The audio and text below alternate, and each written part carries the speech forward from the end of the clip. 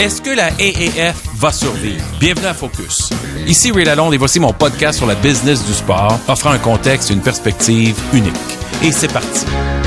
Troisième semaine d'activité dans la Alliance of American Football. Je vous parle de ça parce que faut quand même prendre en considération que c'est une ligue qui lance et qui est en tout début, ce qu'on appelle un start-up. Il faut le reconnaître, il faut lui donner la chance de partir. Les amateurs de football aux États-Unis adorent cette discipline, évidemment. Et là, on va voir si elle est capable de survivre après maintenant 3 semaines d'activité.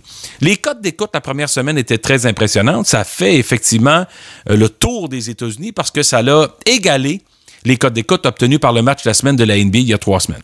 CBS, Turner Network et NFL Network diffusent les matchs. Alors, il y a une bonne combinaison entre des partenaires diffuseurs de haut niveau et l'objectif ultime, je pense philosophiquement, c'est que la AAF devienne une ligue de développement, une ligue ferme, si on veut, pour la NFL. Et à ce moment-là, on serait assuré d'avoir le soutien, pas nécessairement financier, mais aussi le soutien marketing et la visibilité que la NFL peut leur accorder. Parce que, ultimement, les joueurs qui passent dans la AAF sont des joueurs qui n'ont pas encore atteint la NFL ou presque et qui songent peut-être à y arriver un jour, mais avaient besoin de quelques années de plus. Voilà l'opportunité qu'une ligue de football du printemps représente.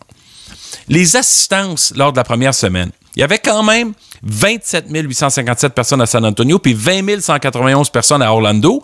C'était très bien comme départ. Et dans les deux cas, à la deuxième présence à domicile pour Orlando, ils ont dépassé avec presque 21 000 personnes et San Antonio a atteint 29 000 personnes lors de son deuxième match à domicile. Il faut noter que Orlando et San Antonio ne sont pas des marchés de la NFL. Ce sont des marchés qui ont déjà eu même des équipes de la World League ou la NFL Europe à l'époque, au début des années 90.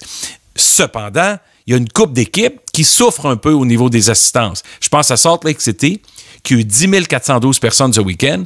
Je pense en Arizona, qui a eu un départ avec 11 751 personnes. Alors, il va falloir qu'on soit patient. Ce sont des difficultés normales pour un start-up professionnel. C'est très coûteux d'opérer une ligue comme ça. D'ailleurs, c'est ce qui nous amène à la discussion sur l'arrivée soudaine de Tom Dundon. Tom Dundon, c'est qui, lui? C'est le propriétaire des Hurricanes de la Caroline.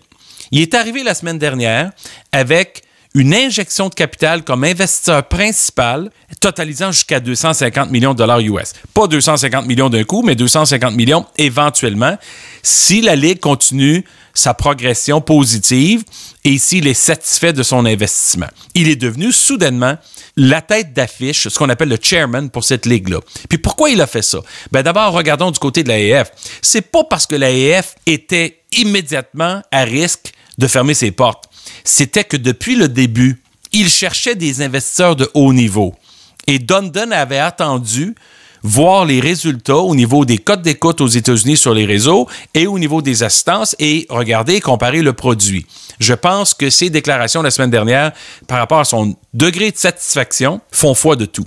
La Ligue va quand même avoir d'énormes difficultés au fil d'une saison. Puis ça va coûter des dizaines et des dizaines de millions de dollars pour payer tout ce monde-là. Mais c'est une ligue à 8 équipes, à 10 matchs. On en a déjà 3 de jouer. Il en reste 7. Et il y aura des équipes qui vont souffrir dans un marché ou dans des marchés plus difficiles à convaincre. Il y a d'autres équipes, comme San Antonio et Orlando, qui risquent de s'en tirer très bien. Une chose est claire, c'est que pour le moment, on a l'impression que personne ne parle de la AAF. On a l'impression que c'est une ligue qui est bafouée du revers de la main. Mais il faut se rappeler que la NFL a terminé sa saison il y a 3-4 semaines, qu'on est en plein dans le cœur de la saison de la Ligue nationale de hockey et de la NBA aux États-Unis, qu'en plus, les camps d'entraînement du baseball ont commencé et les matchs des ligues de Pamplemousse et des ligues du Cactus ont commencé aussi le week-end dernier. Alors, il y a énormément de compétition. On arrive dans la saison de golf. Il y a 2 tournois ATP Masters 1000, Indian Wells et Miami qui s'en viennent dans quelques semaines. La MLS a commencé ses matchs préparatoires. On va accepter le fait que c'est contingenté aux États-Unis dans le marché sportif.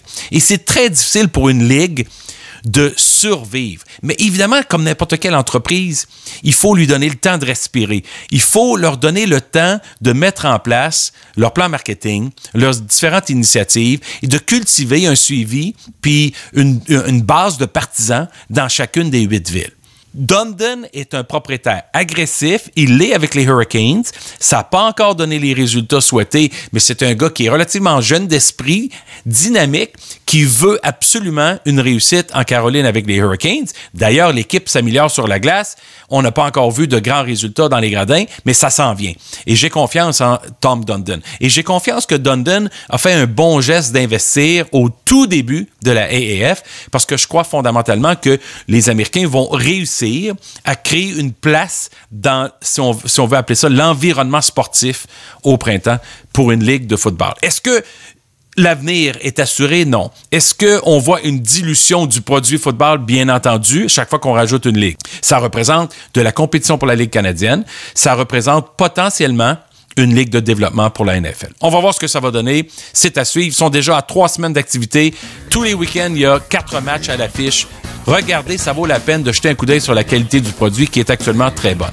Merci d'avoir été à l'écoute de Focus. Suivez-moi sur Twitter @RealRayLalonde et partagez le podcast sur SoundCloud ou YouTube. Ici Ray Lalonde. À très bientôt.